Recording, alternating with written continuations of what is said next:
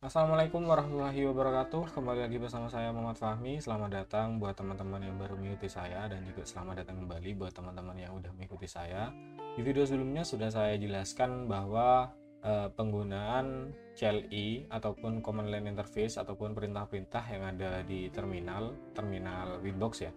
Kemudian untuk kali ini saya akan menjelaskan tentang router identity kemudian dengan IP network. Dan untuk yang pertama, router identity. Router identity itu adalah suatu, ini saya jelaskan menggunakan topologi ya. Dan router identity itu adalah nama-nama ataupun identitas suatu router port ataupun suatu nama yang kita berikan ke mikrotik kita ataupun device-device kita. Dan untuk lebih jelaskan, kita langsung saja kita coba buka Winbox ya. Kita buka Winbox. Nah, di sini tuh ada identity. Nah, identity ini adalah yang seperti saya jelaskan barusan. Identity ini adalah suatu nama ataupun pengenal lah ya untuk si mikrotik atau device-device kita. Nah, dikarenakan ini sebagai pengenal, bahwa berarti kita harus mengganti ataupun merubahnya agar kita juga tidak bingung saat kita mau nyeting yang mana dan yang mana. Kalau misal ini identitasnya kayak gini dan kemudian IP-nya sama, itu kan kita juga gak bisa nentukan ini mikrotik yang mana atau purut yang mana kayak gitu. Nah, kita coba kita rubah ya, kita langsung masuk ke bagian Winbox. Nah, kemudian kita masuk ke bagian menu sistem. Di sini ada identity. Nah, di identity ini kita rubah. Kita contohkan sebagai R1 misal kayak gitu ya. Ini R1 adalah router port 1 misal kayak gitu. Oke, kemudian session disconnect. Kemudian kita cek di sini apakah sudah berubah. Identitasnya sudah berubah ya. Dan kemudian kita masuk ke ini lagi, inbox, connect. Kemudian kita masuk ke sistem identity, kemudian ini R2, kemudian session disconnect. Nah, untuk di bagian sini ini kan saya di video sebelumnya itu ada cara menggunakan si CLI ya, command line. Kita coba saja kita ngerubah identitasnya ini kita tanpa Winbox. Kita buka lewat putih ataupun konsol, kita enter, kemudian kita login. Nah, setelah login seperti ini kan ada ya admin @mikrotik. Nah, mikrotik ini adalah si identitasnya, identitas mikrotik ini. Dan kemudian kita coba kita tab, kemudian sistem identity, kemudian kita set name R3 kayak gini, enter. Nah, di sini sudah berubah admin R3 ya. Kita kembali, kita cek di Winbox apakah sudah berubah. Nah, kita refresh. Nah, di sini otomatis sudah berubah ya untuk identitasnya. Jadi untuk nama-namanya sudah berubah. Jadi ini terserah kalian mau merubah apa. Jadi kalian juga bisa menyesuaikan ini untuk nama apa misal kayak gitu.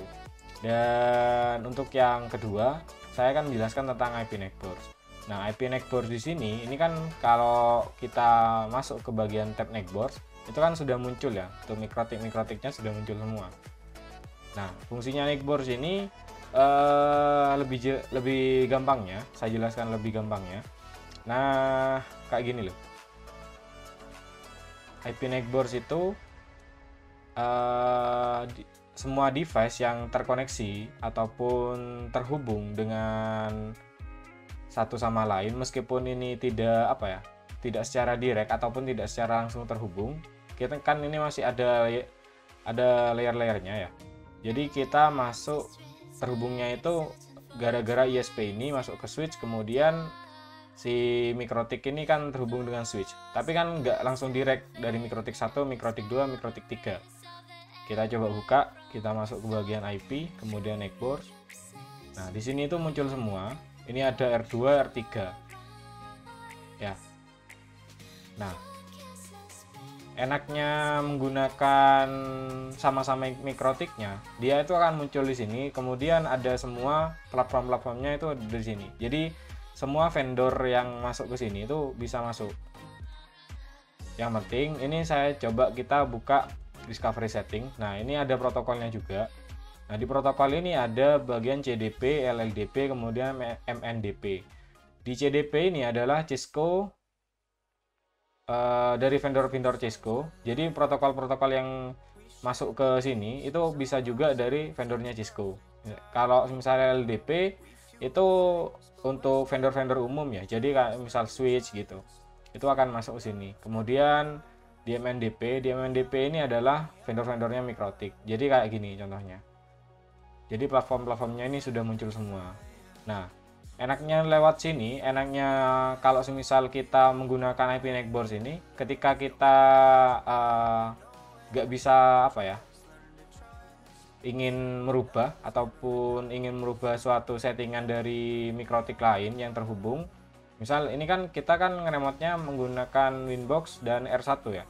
Nih, Retroboard 1. Nah, ini caranya connect itu kalau ke sini itu bisa langsung connect lewat Neckboard sini. Kita sorry. Nah, ini MacPing ya. Terhubung berarti ya. Kemudian kita cek sini Telnet, kemudian kita login sesuai akun yang telah kita punya. Nah, ini kita bisa apa ya? Bisa ngeremote si Mikrotik lain menggunakan Neckboard ini, IP Neckboard. Jadi kalau misal itu masih terhubung dalam satu jaringan kita, itu kita bisa masuk, namun kita harus tahu akun-akunnya. Jadi ini hampir sama kayak putih ya, ataupun kita itu menggunakan command line di Winbox. Hanya saja ini kita itu bisa langsung mengkoneksikan si router 1 ini ataupun routerboard 1 ini, Mikrotik 1, kita hubungkan ke Mikrotik 2 ini menggunakan si Telnet dan ya, ini R3 ya. Nah, jadi kita juga bisa ngerubah settingan yang ada di sini, tapi minusnya ataupun kekurangannya kita hanya bisa menggunakan seperti ini. Nah, kalau misal kalian ingin menggunakan Winbox juga bisa. Nah, munculnya itu akan di sini nanti kalau misal Neckboard-nya diaktifkan. Dan saya contohkan. Jadi kalau misal Neckboard-nya itu dimatikan ataupun kita batasi ya. Jadi ini ada pembatasannya. Caranya itu kita buat di bagian IP ya. Di bagian interface, kemudian masuk ke interface list. Di bagian list ini kita tambahkan Neckboard, misal kayak gini, klik apply, klik OK, kemudian kita tambahkan. Nah, ini kan kita terhubungnya itu ke si apa ya, ini ya, Ether 1 ya, kemudian Ether 2 juga terhubung.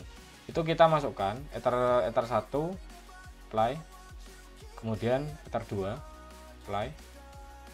Kemudian di bagian Neckboard list ini kita di discovery setting, kita masukkan interface-nya ini itu di Neckboard, kemudian klik apply, klik OK.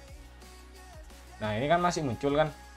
Nah, kita discovery setting, kemudian Neckboard ini kita interface-nya itu dimatikan, misalnya kayak gini. Nah, dia itu gak akan muncul si apa ya? Si router-router yang lain, misalnya gitu. Jadi kalau misal kita kembali ataupun disconnect, nah ini kan muncul kan. Namun yang R1 kan tidak ada. Nah, itu apa namanya? Fungsinya Neckboard di sana. Jadi kalau misal kalian itu bingung, ini ada suatu jaringan, tapi kok saya pas ketika kita buka Winbox itu kok nggak muncul, misal kayak gitu. Jadi ini R1-nya kan hilang ya. Nah, ini kok nggak muncul kayak gitu. Kita kembalikan. Kita masuk ke IP Neckboard lagi.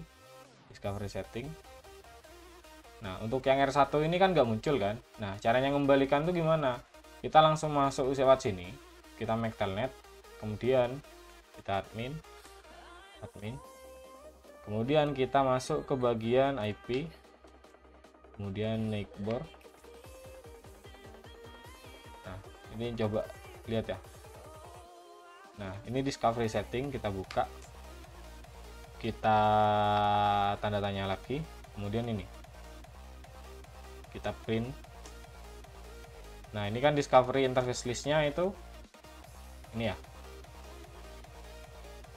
tidak apa namanya, seru neighbor. Nah, makanya kita harus mendisable itu.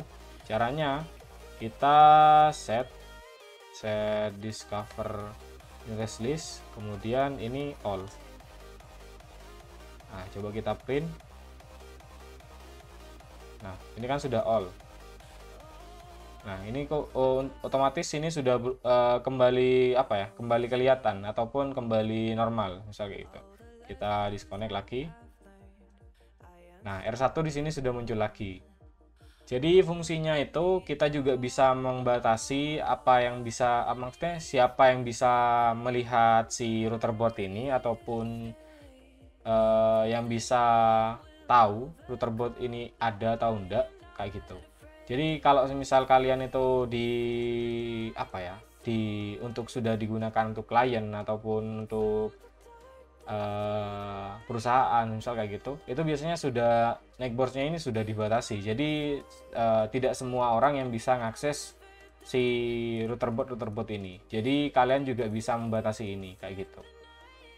Mungkin itu saja dari saya untuk video kali ini. Kemudian jika kalian lebih paham ataupun lebih mengerti tentang ini, kalian juga bisa coret-coret di kolom komentar agar saya juga bisa belajar dari kalian.